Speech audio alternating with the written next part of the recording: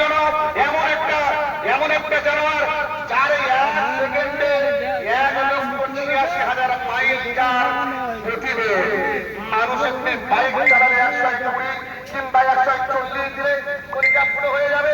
রসুলের পরিচর্যার কোনো হেলমেট ছিল না, সামনে কোনো গাছ ছিল না, তার উপর সওয়ার হয়ে রসুল কিভাবে গেলেন বিজ্ঞান গবেষণা করছে। আল্লাহ রাব্বুল আলামিন বলেছেন বিজ্ঞান তোর গবেষণা যেখানে শেষ কোরআন সেখান থেকে শুরু করে। বল সুবহানাল্লাহ।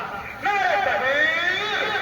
রসুল ঘুমিয়ে আছেন, জেগে উঠেছেন, রসুল দেখছেন মুনাওয়ার নূরের নূর কাস্তাইরাত সাহাব নূরের গাড়ি থই থই করা সুন্দর একটা পানি চমৎকার।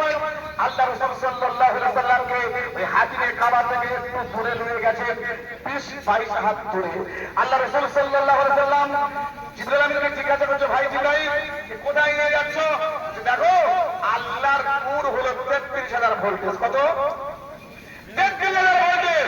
আর তোমার নূর সামান্য তো যাতে মা বাইনাহু ওয়া বাইনাল্লাহি হিজাবুন, আল্লাহর সামনে আপনার